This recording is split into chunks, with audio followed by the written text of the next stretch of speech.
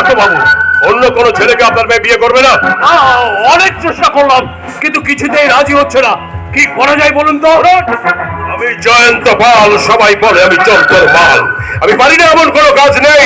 স্বর্গ মর্ত পাতাল যেখানেই থাক, আমি ঠিক খুঁজে বার করে নিয়ে আসবো। এখন হ্যালো, হ্যাঁ বল। কি হয়েছে? বাড়ি থেকে পালিয়েছে? কখন পালালো? কোথা থেকে পালালো? কি করে পালালো? তোরা কেউ বাধা দিতে পারলি না। ভগবান ভগবান, এখন আমি কি করি? আপনি ভেঙে পড়বেন না, আমি তো আছি। আমি জয়ন্ত পাল। আমি আরো একজনকে বলেছি, আমরা তিনজনে মিলে আজকে তল্লাশি করতে বেরোবো। এসে গেছি বস। আরে বল, তোমরা এখানে? হ্যাঁ হ্যাঁ, আমি একে বলেছি আমাদের মেয়েটাকে উদ্ধার করতেই হবে। অনেক অনেক ধন্যবাদ জয়ন্ত বাবু। আপনারা আসুন, আমি অপেক্ষা করছি। শুধু শুধু যেভাবেই হোক আমার মেয়েটাকে আপনারা উদ্ধার করে দিন। নিশ্চয়। আমার মাথা কাজ করছে না। এই শোন না, মেয়েটাকে এবারে তুলে এনে না প্রথমেই আমার খাঁচায় বন্দি করবো, তারপরে আমার সঙ্গে বিয়ে দেবেন তো বস। হ্যাঁ, আমার কথা কাজ দুটোই এক। এই শোন, শুধু আমাকে ধোকা দিয়েছে মিনতি। শালাকে যদি কোনোদিন পাই না, রাস্তার পাগল দিয়ে ধর্ষণ করাবো। এই গাড়ি স্টার্ট দিয়েছে, চল চল চল।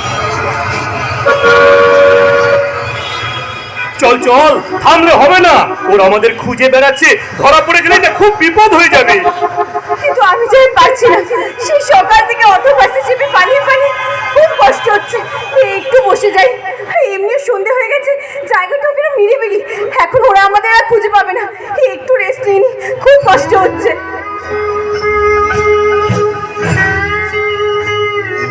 এত বড় লোক বাড়ির মেয়ে, এসি বাড়ি এসি গাড়ি ছাড়া চলাফেরা করতে পারে না, এত কষ্ট কি সহ্য করতে পারবে? আচ্ছা ঠিক আছে, তোরা এখানে একটু অপেক্ষা করে, আমি দেখি কাছে কোনো হোটেল বা লজ পাই কিনা। আমি দেখছি।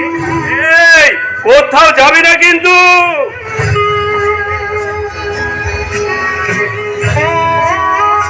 খুব কষ্ট হচ্ছে না তোমার? কি করে বলো, এছাড়া তো আমাদের কাছে অন্য কোনো উপায় নেই। তুমি কোনো চিন্তা করো না, কষ্ট তো শুধু আমি একা করছি না, তোমরাও তো করছো। আমরা গ্রামের মানুষ, আমাদের কষ্ট করা অভ্যেস আছে। তুমি কলকাতা শহরের এত বড় লোক বাড়ির মেয়ে, এখনো সময় আছে, ভেবে দেখো। ভাবিয়া করিও কাজ, করিয়া ভাবিও না। কোথাকার জল যে কোথায় গড়াবে কিচ্ছু বুঝতে পারছি না। আচ্ছা, ভয় করছে না তোমার? তুমি সাথে আছো, ভয় কিসে? তোমার সাথে তো আমি গভীর জঙ্গলেও যেতে পারি।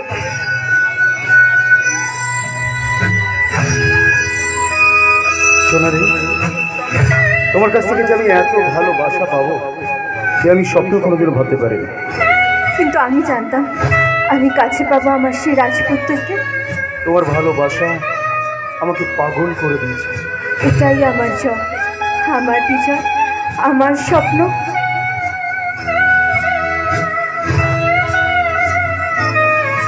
এই রে, এই এই চোখ খুলবো?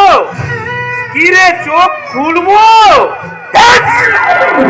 বারবার বলেছিলাম বৃষ্টিতে বিছানা ঠান্ডা হাঁটছ তো। আরে না রে, আমি তোদের চল চল চল। না রে, গিয়ে লাভ নেই।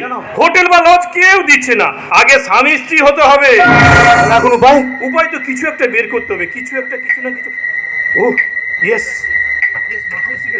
আরে কলকাতা শহরে না এখন পাড়ায় পাড়ায় যাত্রা হচ্ছে, সরকারি শো, কোনো টিকিট লাগবে না। আরে আজকেই তো হবে, ওই উল্টো ডাঙার মাঠে রাজদীপ অপেরার যাত্রা। আরে এই এখনই শুরু হবে, চল দেরি করিস না। চল চল।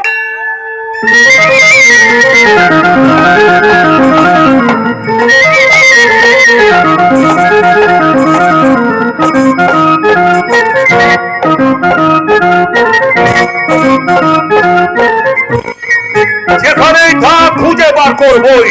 আজ পর্যন্ত কোনো কাজ আমি ফেল হইনি। আচ্ছা, থানা পুলিশ করলে ভালো হতো না? আরে বসে, আমি জয়ন্ত পাল। সবাই বলে আমি চন্তর মাল। আমি কি হিজড়ে নাকি? কোনো পুলিশ প্রশাসন আমার লাগবে না। আজকের রাতের মধ্যেই ওদের খুঁজে বার করব। আচ্ছা, ওদিকে মনে হচ্ছে কোথাও যাত্রা হচ্ছে।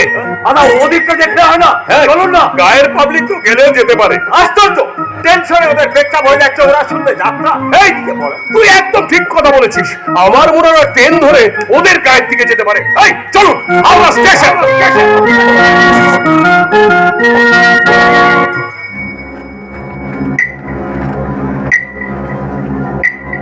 দীপঙ্কর, এতক্ষণ হয় যাত্রা থেকে সময় কাটালো, কিন্তু রাত্রি 10টা বেজে গেছে। এখন কোথায় যাবো বলতো? আরে দাঁড়া না, অত টেনশন করছিস কেন? আরে আমি তো আছি। আর তাছাড়া কলকাতা শহরে রাত 10টা বাজা মানেই তো সন্ধ্যেবেলা। এখন সবাই চা খাচ্ছে, মোবাইল ঘাঁটছে, টিভি দেখছে। এই দাঁড়া দাঁড়া। এই দীপঙ্কর, হ্যাঁ? দেখ ওখানে একটা সাইনবোর্ড ঝুলছে না, কেন ঘর ভাড়া পাওয়া যায়? আরে ওখানে ঘর ভাড়ায় পাওয়া যায় বলেই তো তোদের এখানে নিয়ে এলাম। তুমি জানতে যে ওখানে ঘর ভাড়া পাওয়া যায়? আরে কেন জানবো না, ওর পাশের বাড়িতেই আমি এখন ভাড়াতে থাকি।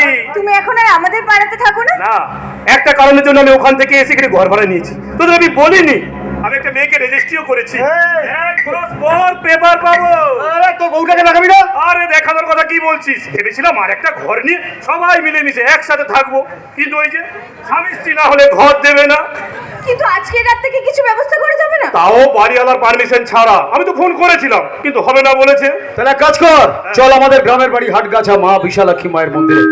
আরে সেই যখন এলি আমার বউটাকে একবার দেখে যা, তারপর একটা বড় অনুষ্ঠান করব, তখন তোরা রিসেপশনে চলে আসবি। এই ছোট্টবেলা থেকে রান্না করে চিনি চুরি করতি, একটা দিনের জন্য গুজিয়াও খাওয়াসনি। এখন ভালো আছিস দাদা? কে ডাকছে আমায়? দাদা বলে কে?